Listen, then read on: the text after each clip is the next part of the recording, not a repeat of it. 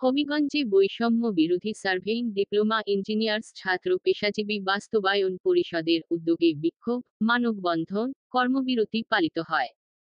আজ মঙ্গলবার হবিগঞ্জ জেলা প্রশাসকের কালেক্টর ভবনের সামনে সার্ভেয়ার মোহাম্মদ মানিক মিয়ার সভাপতিত্বে কর্মবিরতি ও অবস্থান ধর্মঘট অনুষ্ঠিত হয়। সভাপতির বক্তব্য বলেন, স্বাধীন বাংলায় বৈষম্যর ঠাঁই নাই। কারিগরি শিক্ষার অবমূল্যায়ন মানি না, মানব না। অন্যান্য ডিপ্লোমা ইঞ্জিনিয়ারিংয়ের ন্যায় ডিপ্লোমা ইন ইঞ্জিনিয়ারিং, সার্ভেইং, ডিগ্রিধারী সার্ভেয়ার, সমমানের পদে কর্মরতদের 10 গ্রেড বাস্তবায়নের দাবিতে 1 অক্টোবর থেকে 3রা অক্টোবর পর্যন্ত সকাল 9টা থেকে দুপুর 1 ঘটিকা অবস্থান ধর্মঘট পালন করবে বৈষম্য বিরোধী সার্ভে ডিপ্লোমা ইঞ্জিনিয়ার্স ছাত্র পেশাজীবী অধিকার বাস্তবায়ন পরিষদ হবিগঞ্জ।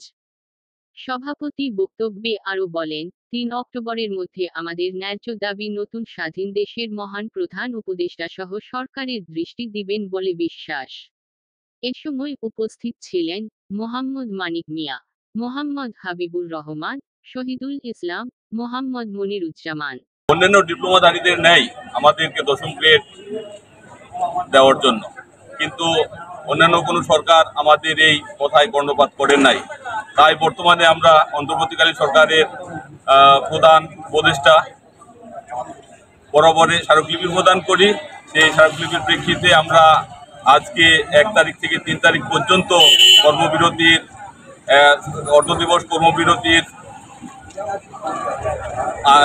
প্রোগ্রাম হাতে নিয়েছি এবং এর পরবর্তীতে তারপরেও যদি আমাদের এই 10ম গ্রেড বাস্তবায়ন না হয়, আমরা আজীবন প্রয়োজনে কর্মবিরতি পালন করে যাব।